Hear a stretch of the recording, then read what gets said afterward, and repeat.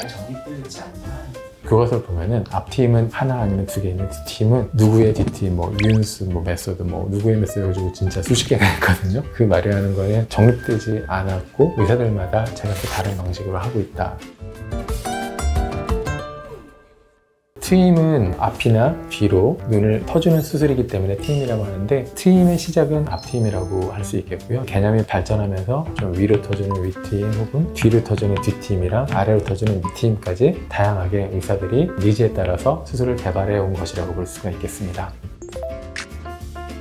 앞트임은 의학 용어로는 에피칸토플라스티라고 하는 거고 사실 에피칸토플라스티는 에피칸탈 폴드라고 하는 거를 풀어주는 수술입니다. 에피칸탈 폴드가 뭐냐면 한국말로 몽고주름이라고 하는 건데 서양인들한테는 없지만 이 눈 앞쪽을 덮어주고 있는 눈 구석 주름이 있는데 그 부분을 몽고주름, 에피칸탈 폴드라고 얘기를 하고 몽고주름이 있게 되면 쌍꺼풀을 잡더라도 쌍꺼풀이 안쪽으로 가면서 이렇게 밑으로 떨어지는 우리가 흔히 얘기하는 인라인으로 이제 잡히기 때문에 눈이 조금 답답하다고 느낀다거나 할 수가 있어요. 보통 요새는 수술할 때 쌍꺼풀을 인라인보다는 약간 인아웃이나 세미아웃 혹은 아웃라인처럼 화려하게 잡기를 원하는 경우도 있는데 그럴 때는 쌍꺼풀 자체보다는 앞트임이랑 같이 곁들여서 할 때 조금 더 원하는 눈의 라인을 낼 수가 있기 때문에 앞트임은 제가 볼 때는 대중적이고 효과도 좋은 수술이라고 얘기를 할 수가 있겠습니다.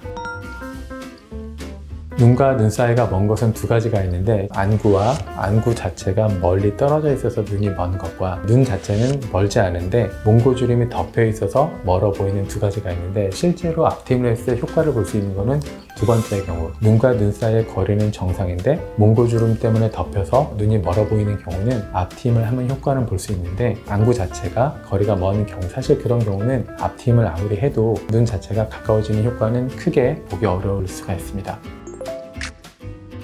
윗트임은 이론적으로 딱 이거다라고 정해진 건 아니고 앞트임을 약간 위쪽으로 터주는 것을 윗트임이라고 이야기를 하게 됩니다. 몽고주름으로 인해서 눈 앞쪽 꼬리가 밑으로 이렇게 떨어지는 것 같은 눈매를 가진 분들이 있는데 그런 경우에는 앞트임을 할 때 약간 방향을 위로 틀어서 해주면은 윗트임의 효과를 볼 수 있게 되는 거고 그래서 이론적으로 볼 때는 앞트임과 윗트임은 동일한 개념이라고 볼 수가 있는데요. 일부 병원에서는 윗트임을 쌍꺼풀 라인을 잡을 때 쌍꺼풀 라인의 앞쪽 라인을 조금 더 높게 잡거나 앞쪽 라인의 피부를 조금 더 잘라서 쌍꺼풀 라인의 앞쪽 라인을 조금 더 노출을 시켜주는 경우가 있는데 이것을 윗트임이다 라고 이야기하는 경우도 있습니다. 딱 확립된 개념은 아니고 저는 개인적으로 윗트임에 대해서는 앞트임을 조금 더 위로 터주는 거다 이런 식으로 환자분에게 설명을 드리고 있습니다.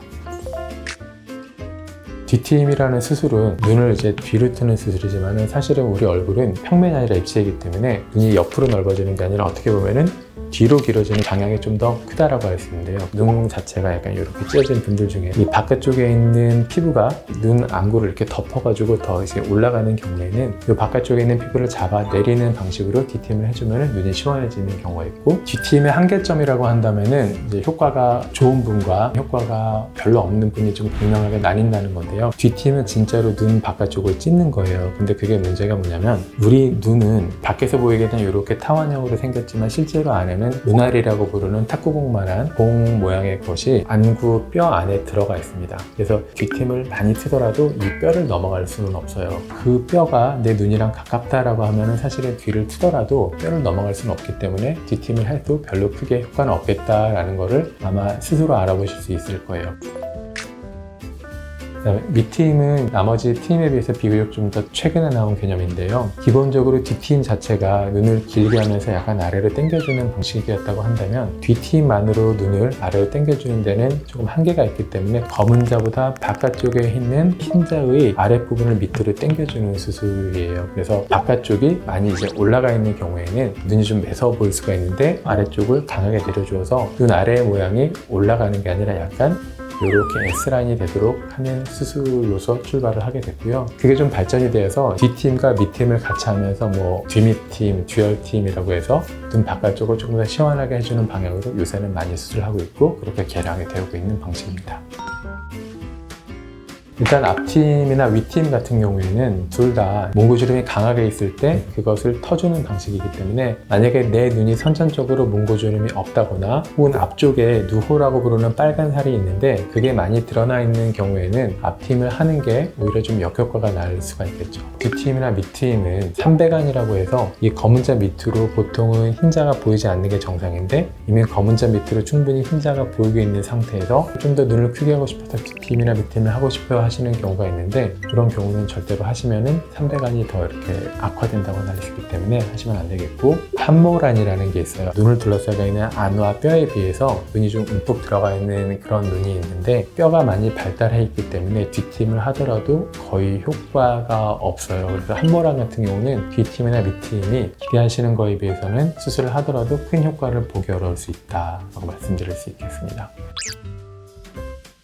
뒷팀의 대표적인 부작용으로는 첫 번째로는 재발, 당겨놨는데 다시 붙어가지고 돌아온다. 그게 싫으니까 의사들이 좀 지나치게 당기면서 뒤쪽 눈 구석이 사각형으로 된다거나 뭐 지나치게 당겨서 바깥쪽에 있는 이 빨간 살이 노출이 된다거나 혹은 피부를 많이 잘랐다가 붙으면서 이 물갈퀴처럼 이렇게 생긴다거나 하는 문제들이 있는데 그 이유는 사실은 뒷팀 수술이 잘 안 되는 거를 억지로 하다 보니까 생기는 부분들이 있어요. 그래서 사실 뒷팀도 어느 정도는 복원을 할 수는 있긴 하지만은 좀 지나치게 누호가 많이 노출되어 있다거나 지나치게 조직이 많이 제거가 되어 있는 경우에는 복원하는데 한계가 있을 수 있다라고 생각하시면 될 것 같아요.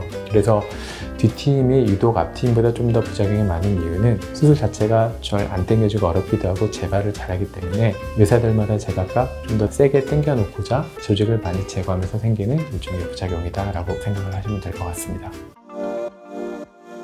오늘은 눈 트임 수술에 대해서 알아봤는데요. 트임은 과하게만 진행하지 않는다면 충분히 이쁘고 크고 또렷한 눈을 가질 수 있습니다. 하지만 여기서 포인트는 과하지 않아야 한다는 게 중요하고요. 지금까지 루브르 성형외과 대표 원장 윤성원이었습니다. 감사합니다.